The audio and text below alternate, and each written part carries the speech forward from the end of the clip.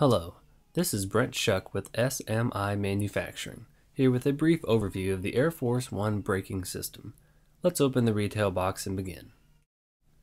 As we unpack and lay out the contents of the box, we see that this system is designed for a simple, straightforward, and universal installation. We'll begin by looking at the operating unit. The operating unit is installed underneath the hood of the towed vehicle.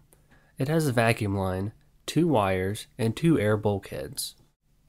Because it is lightweight, universal, and has no specific orientation, the technician has great flexibility in how the unit is installed under the hood. The vacuum connection is the only place that the Air Force One integrates into the towed vehicle. Note that this is not a brake line or a hydraulic line, but is the vacuum line between the booster and the intake manifold on the engine. Making the connection is as simple as cutting the vehicle's vacuum line in 2 places and inserting the provided T and check valve in the line. Finally, connect the vacuum line from the operating unit to the T. The key to the Air Force One is the patented actuator.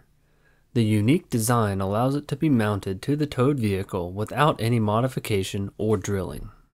The backing plate sandwiches onto the brake arm and is secured with the 4 nuts. Again, for a universal fit.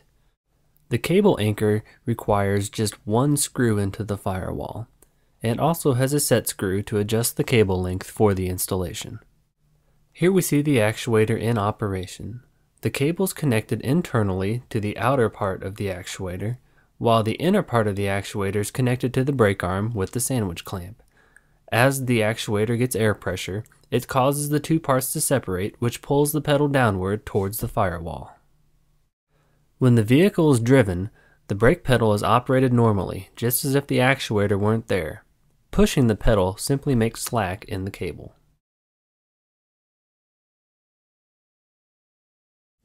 The coach installation is equally straightforward and universal.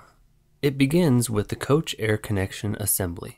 It is comprised of a pressure protection valve on the input, a 1/4 gallon ping tank, and an R12 relay valve. This assembly meets all federal and chassis manufacturer guidelines. It is pre-assembled and pre-tested for leaks and functionality. It has 2 inputs and 1 output. The supply air input enters our tank through the pressure protection valve. This is the volume air that will be used to operate the Air Force One system.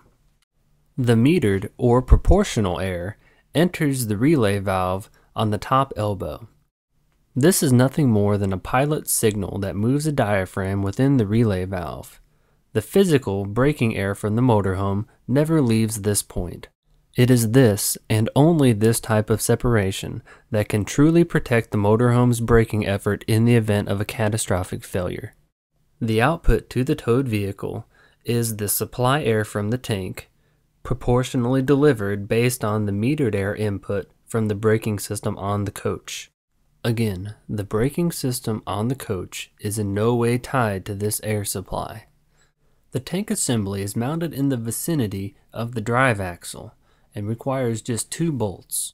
It may be mounted using existing hardware like in the picture, or the provided hardware in the installation kit. Just 2 connections are made into the motorhome's air lines, one for supply air and the other for metered air. The provided T's and fittings are all push to connect and DOT rated. The appropriate lines on the coach are then cut and the T's pressed into place using the push to connect fittings. While each chassis may look a little different than the other, they all follow the same federal guidelines and are identical in operation. Connection between the motorhome and the towed vehicle is a single 1/4 inch air line. There's a small L bracket on the back of the motorhome and the front of the towed vehicle.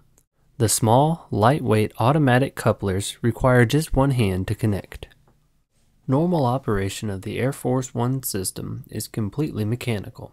The breakaway system does, however, require 12 volts for the breakaway switch.